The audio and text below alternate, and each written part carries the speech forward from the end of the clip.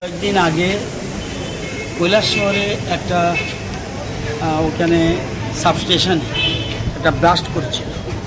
তো ব্লাস্টে 2 জন আহত হয়েছিল। একজন বর্তমানে শিলচরে আছেন, আর একজন জীবিত আছেন। আগের থেকে একটু বেটার, তবুও বার্ন কেস, তো বার্ন কেসে আগাম কিছু বলা সম্ভব না।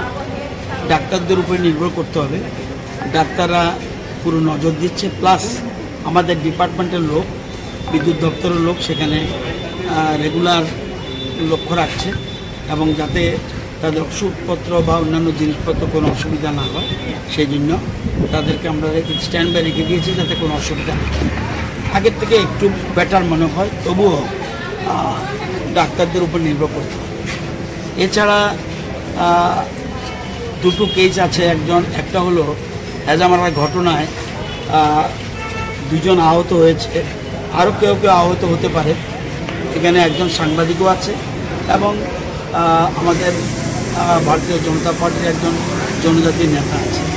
তো তাদের কন্ডিশন কি সেটা খোঁজ নেওয়ার জন্য, কারণ যেহেতু বিধানসভা অধিবেশন ছিল আমি আসতে পারিনি, এবং এদিকে আজকে সকালের দিকে আমি দক্ষিণ ত্রিপুরা গেছিলাম। এই জন্য ভাবলাম ওখান থেকে সেরে এসে তাদেরকে একটু দেখে আসি। মঙ্গল আগের থেকে বেটার আছে, মঙ্গলদা বর্মা, যিনি জনজাতি নেতা, এবং আমাদের এক সাংবাদিক বন্ধুও আগের থেকে বেটার আছে, যদিও ওনার মোবাইল টোবাইল হারিয়ে গেছে বা নষ্ট হয়েছে। তো এই জন্য দেখে আসলাম। এই 3 জনকে দেখতে এসেছি। এছাড়া আমার এলাকার পেশেন্ট যারা আছে, যতটুকু সম্ভব হয়েছে যারা দেখেছি তাদেরকে দেখে আসলাম, তাদের খোঁজখবর নিলাম। আর যাতে কোনো অসুবিধা না হয়, ওষুধপত্র যদি কিছু দিতে হয়, এখানে আমরা দায়িত্বপ্রাপ্ত লোক আছে, তাদেরকে বলে দিয়েছি টাইম টু টাইম যেন ওষুধপত্র দেওয়া হয়।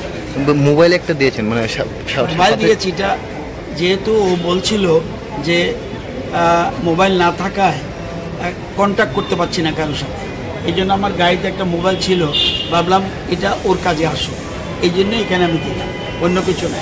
Thank you.